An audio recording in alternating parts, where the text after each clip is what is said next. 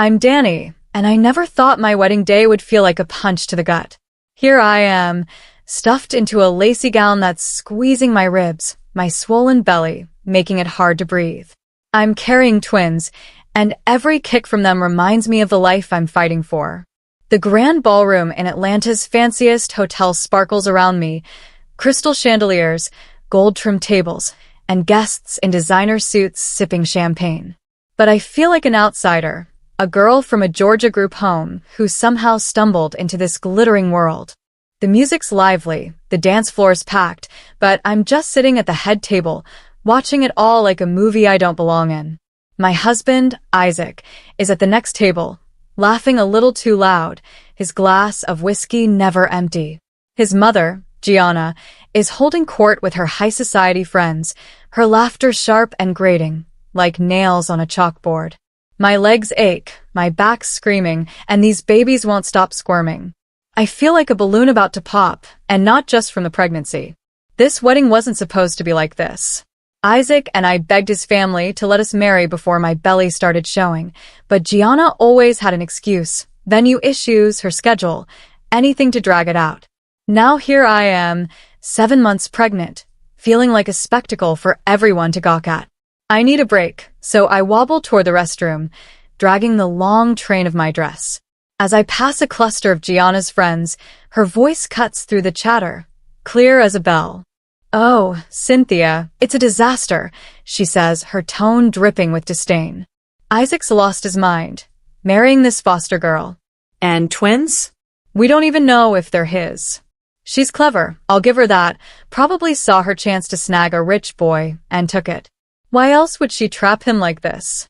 I always pictured him with someone like Lauren, that lawyer's daughter. Not some nobody from nowhere." Her words hit me like a slap, each one slicing deeper than the last. My cheeks burn, and my chest tightens as I fight back tears. I clear my throat, loud enough to make her jump. Gianna spins around, her face morphing into a fake smile that doesn't reach her eyes. "Danny, darling, you look pale," she coos, her voice sugary enough to make my teeth ache. "Are you feeling all right? Let me call the driver. You should rest, dear, in your condition. We'll handle the party." I stand there, frozen, her words echoing in my head. Handle the party? Without the bride? I want to scream, to tell her she doesn't get to dismiss me like I'm nothing. But my throat's tight, and all I can manage is a nod before I turn and stumble out of the ballroom. The guests' eyes follow me, their whispers like static in my ears. I feel small, insignificant, like I'm disappearing under their judgment. Back at the Brown mansion, I collapse onto the bed, my pillow soaking up tears I can't hold back. Growing up in a group home, I learned to keep my head down, to survive on my own. The foster workers were kind, but they weren't family. I used to dream of a mother to hold my hand, to tell me I was enough.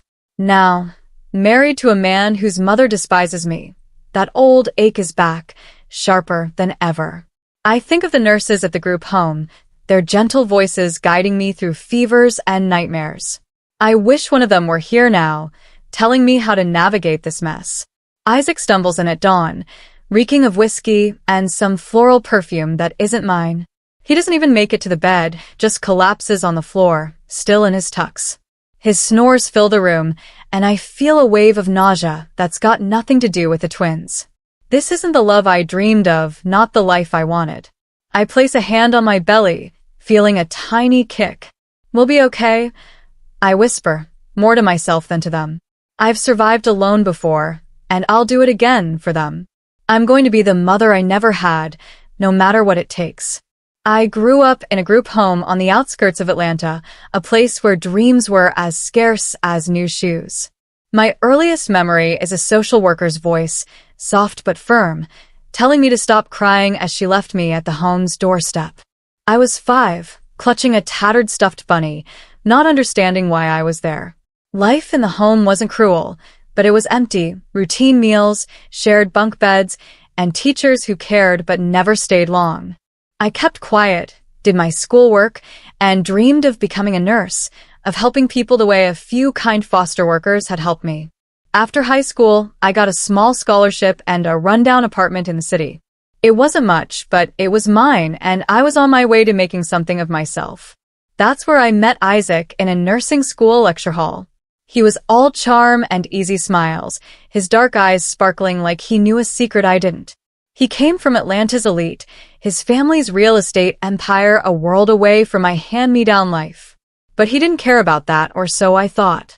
He'd tease me about my study notes, call me Miss Independent, and say he admired my grit. I told him how scary it was to have no one to fall back on, and he'd squeeze my hand, promising he'd be my safety net.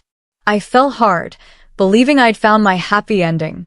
But happy endings don't come with fine print.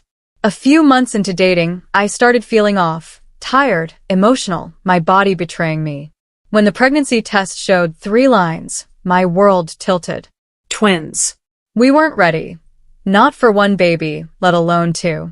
I was still in school, scraping by on part-time shifts at a pharmacy. Isaac was living off his parents' money, no place of his own. I put off telling him, my stomach in knots, until I couldn't wait anymore. One evening, I took a deep breath and said, Isaac, I need to see a doctor tomorrow. Will you come with me? I need you there. His face clouded with worry. Are you sick? He asked, his voice tight. I dodged the question, promising we'd know more soon. The next day, in the ultrasound room, the doctor's cheerful, congratulations, it's twins, hit us like a freight train. Isaac paced the parking lot afterward, his words spilling out in a panic. How did this happen? You're training to be a nurse. How didn't you know? My parents will lose it. My apartment's too small for us, let alone kids. What are we supposed to do? His anger stung, like I'd planned this alone. Tears burned my eyes as I snapped back. This isn't just my fault, Isaac. You were there too. I'm scared, okay? I've got school, no family, and now twins. Are you going to leave me? The silence that followed felt like a lifetime, my heart pounding as I waited for his answer. Finally, he hugged me, his voice softer. I'm sorry. We'll figure it out. We'll tell my parents, get married. I love you, Danny. But meeting his parents was like walking into a lion's den. Gianna, his mother, gasped like I'd slapped her when Isaac broke the news. His father just stared, his silence heavier than words. They grilled me about my past, my lack of family, my intentions. By the end, I felt like a criminal. They agreed to the marriage, but insisted we move into their mansion. No more pharmacy job, no more tiny apartment. I was grateful to keep studying, but every day in that house made me feel smaller, like I was a guest who'd overstayed her welcome. Gianna controlled everything, from the wedding plans to what I wore. She delayed our ceremony 4 times. Caterer issues, her social calendar, even bad weather. I wanted a small wedding, something sweet before my pregnancy showed, but she made sure I was waddling down the aisle, my belly impossible to hide. Each night, I'd lie in bed, hands on my twins, wondering if I'd made a mistake. Isaac was pulling away, his warmth fading, and Gianna's fake smiles hid a cruelty I hadn't seen coming. But those little kicks in my belly kept me going. I'd whisper to them, we don't need her approval. We've got each other. And I meant it. Living in the Brown mansion felt like tiptoeing through a minefield. Gianna's smile was all charm when guests were around, but the moment they left, her mask slipped. She'd pull Isaac into her study, her voice dripping with fake concern. Sweetheart, your fiancé ruined your favorite jacket. Washed it wrong, can you believe it?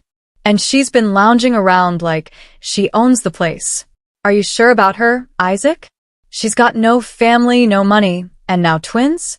We've never had twins in our family. Are you certain they're yours?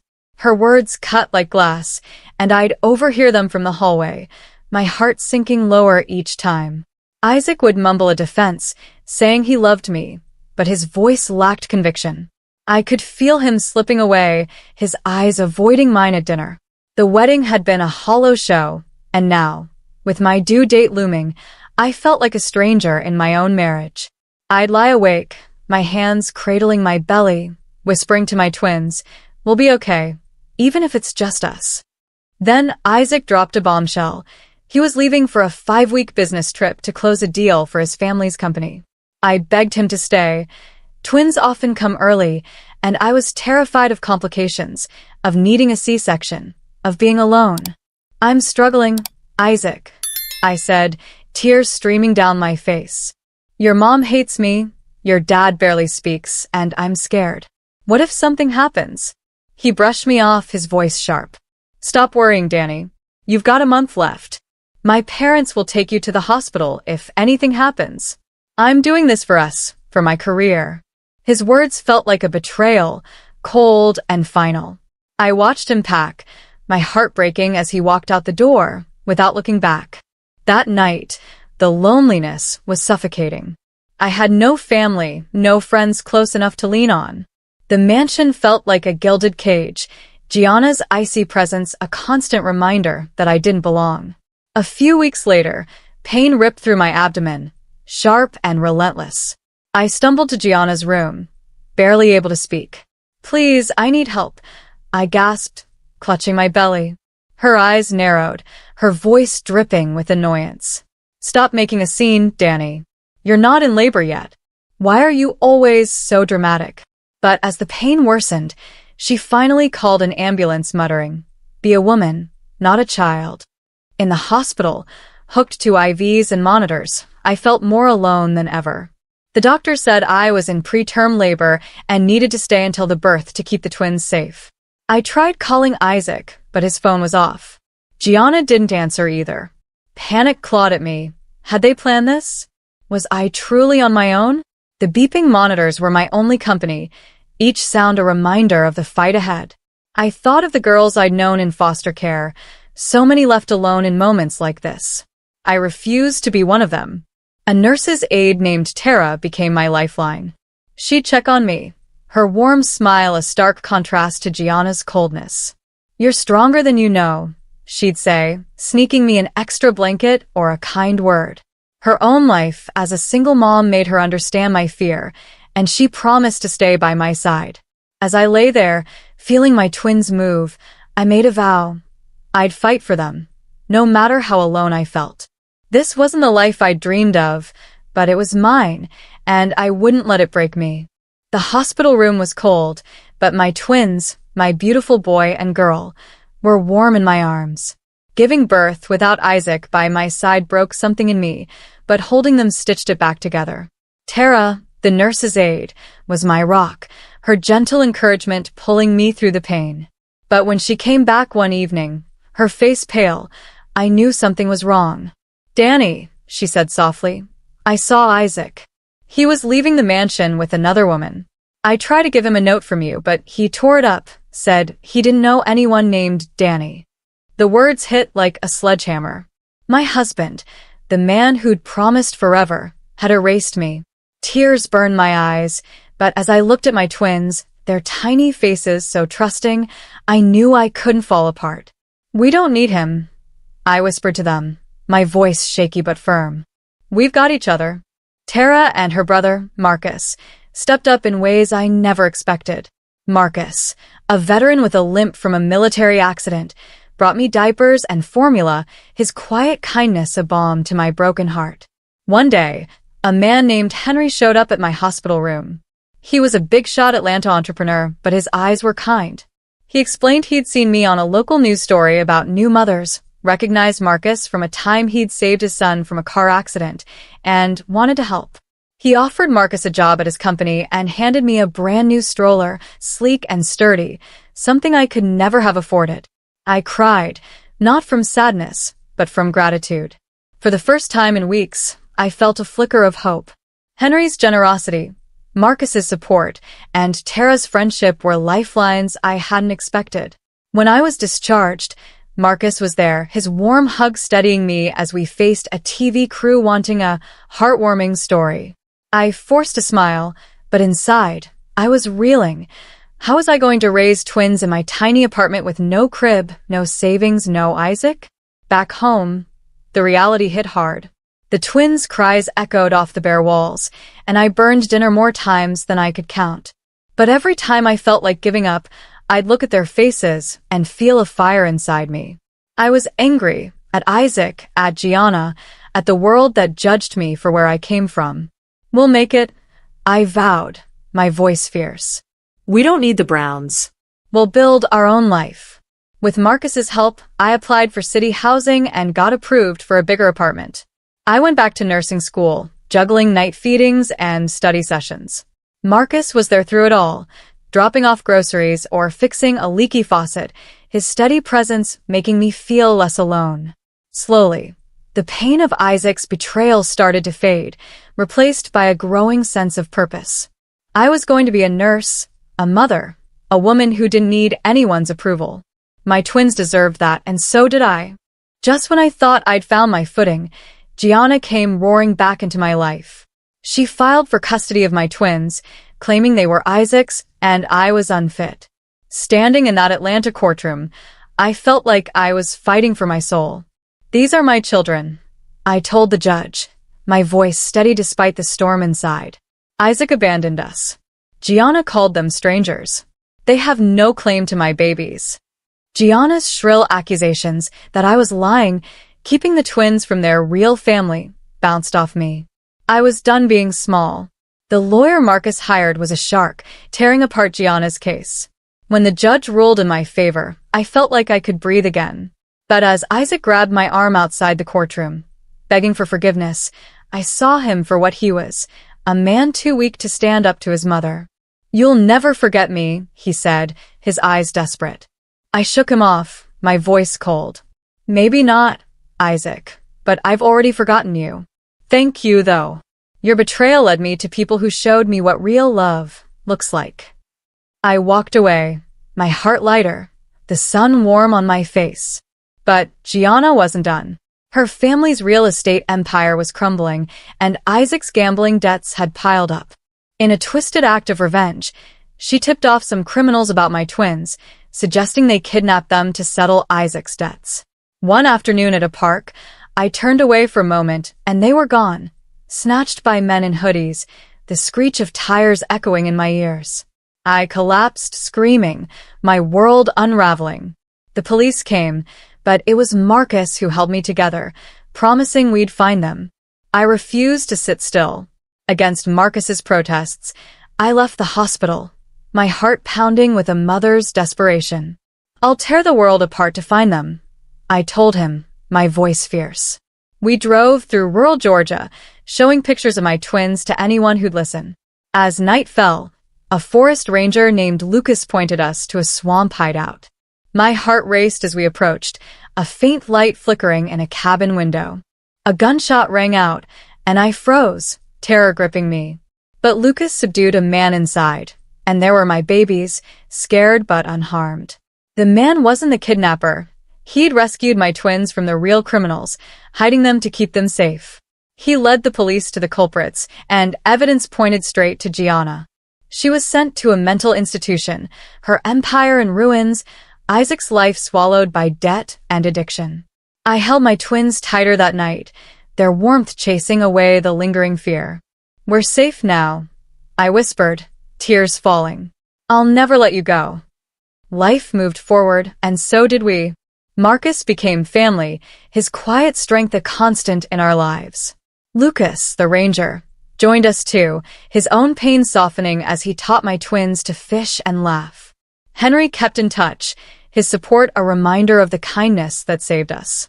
I finished my nursing internship on the same ward where I gave birth, every shift a step toward the life I dreamed of. Watching my twins call Marcus Papa and giggle with Lucas, I felt a love so deep it stole my breath. This wasn't the life I planned, but it's the one I cherish. From the darkest moments, betrayal, abandonment, terror, I found a family built on choice, not blood. We didn't just survive. We thrived, proving that love can grow from ashes. To everyone who's followed this journey, thank you for walking with me through pain, fight, and triumph. If my story touched your heart, hit that subscribe button and join us, where every moment tells a tale of grit, love, and new beginnings. Keep chasing your own light, and I'll see you in the next chapter.